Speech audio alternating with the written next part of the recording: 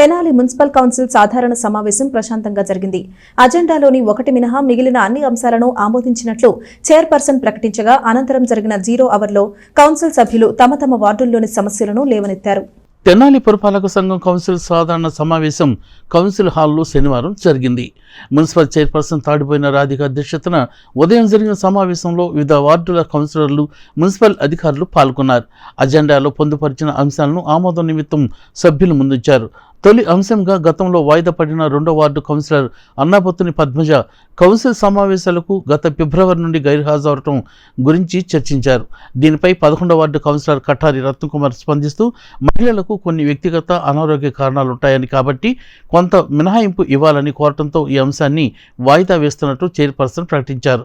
అనంతరం అజెండాలోని 10 అంశాల వరకు చర్చించగా మిగిలినవి అన్నీ కూడా అభివృద్ధి పనులే కాబట్టి మొత్తం ఆమోదం తెలిపి వార్డుల్లో సమస్యల గురించి చర్చించే అవకాశం ఇవ్వాలని 6వ వార్డు కౌన్సిలర్ కొర్రపాటి లక్ష్మి కోరారు. దీంతో అజెండాలో అన్ని అంశాలు ఆమోదిస్తూ 0 అవర్ ఇస్తున్నట్టు చైర్పర్సన్ ప్రకటించారు. దీంతో పలువురు కౌన్సిలర్లు తమ తమ వార్డులోని సమస్యలను ప్రస్తావించారు. ముఖ్యంగా పారిశుధ్య నిర్వహణ, వీధి దీపాలు, దెబ్బతిన్న రహదారులు వంటి అంశాల గురించి ప్రస్తావించగా మున్సిపల్ కమిషనర్ బండి శేషన్న ఇతర అధికారులు వాటికి వివరణ ఇచ్చారు. అనంతరం సమావేశాన్ని ముగించారు.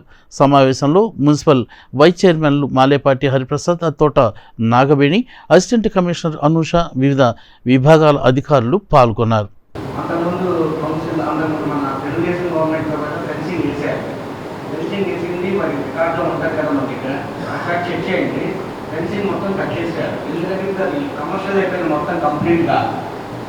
డంపింగ్ యార్డ్ దాకా అపార్ట్మెంట్ వచ్చేసి పెట్రోల్ పంప్ దగ్గర నుంచి డంపింగ్ యార్డ్ మీద మన అపార్ట్మెంట్ మధ్యలో ఫెన్సింగ్ మొత్తం కట్ చేశారు. అందరూ కూడా అవసరం కూడా కట్ చేశారు. ఇప్పుడు మళ్ళీ ఈ ఖర్చు అవసరమా మనకి?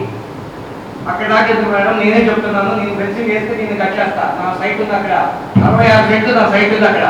నేను రేపు మెరకలు తోలుతున్నా, మరి మెరకలు తోలాలంటే కన్వర్ట్ చేయాలంటే ఫెన్సింగ్ ఉంటే అట్టే కదా. అనవసరమైన డబ్బు ఖర్చు అవుతుంది అనమాట. అది కూడా కట్ చేయకపోయాడు. అది వద్దు, అనవసరం. ఎందుకంటే అంతకుముందు చేసింది ఆలయంతకుముందు చేస్తున్నాం మనం. అది ఒకసారి చూడండి. ముందుగా అందరికీ నమస్కారం. ఈ రోజున సాధారణ సమావేశం 31 అంశాలు ఆమోదించడం జరిగింది. అందులో పద్మజ గారిది అనుకోని పరిస్థితుల వల్ల అమెరికా వెళ్లాల్సి వచ్చింది. అందువల్ల ఆమె వాయిదా వేయడం జరిగింది. అలానే ఖాళీదా నరసింహ గారి మీటింగ్కి హాజరైనందువల్ల కంటిన్యూగా కౌన్సిలర్గా కొనసాగుతుంది.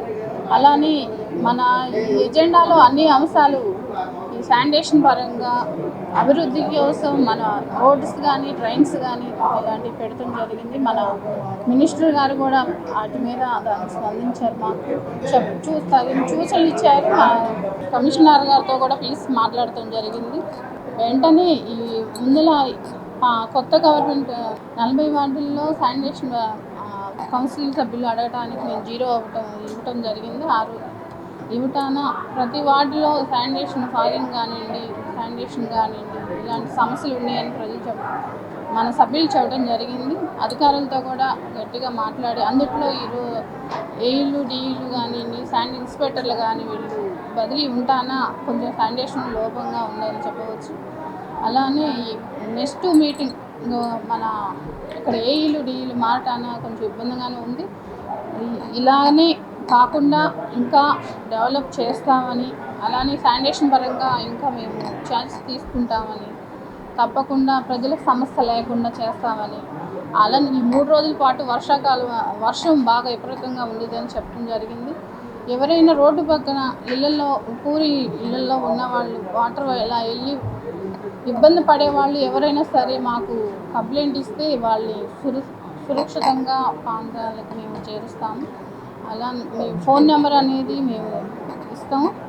దానికి మీరు ఏదైనా సమస్య ఉంటే మటుకి వార్డులో కానీ మీ ఇలా రోడ్స్ ఏమైనా ఇబ్బందిగా ఉంటే మటుకి మా దృష్టికి తీసుకురండి, తప్పకుండా దాన్ని పరిష్కరిస్తాము. అలానే మంత్రి గారు కూడా మాకు సహకరిస్తున్నారు. అలా కొత్త గవర్నమెంట్ హాస్పిటల్ అక్కడ నుంచి మన గుంటూరు రోడ్డు వరకు మన మంత్రి గారు ప్రజలకు ఇబ్బంది కలగకుండా, ట్రాఫిక్ అనేది ఇబ్బంది కలగకుండా ఉండాలని వెంటనే ఆ రోడ్డు ఏమని చెప్పడం జరిగింది.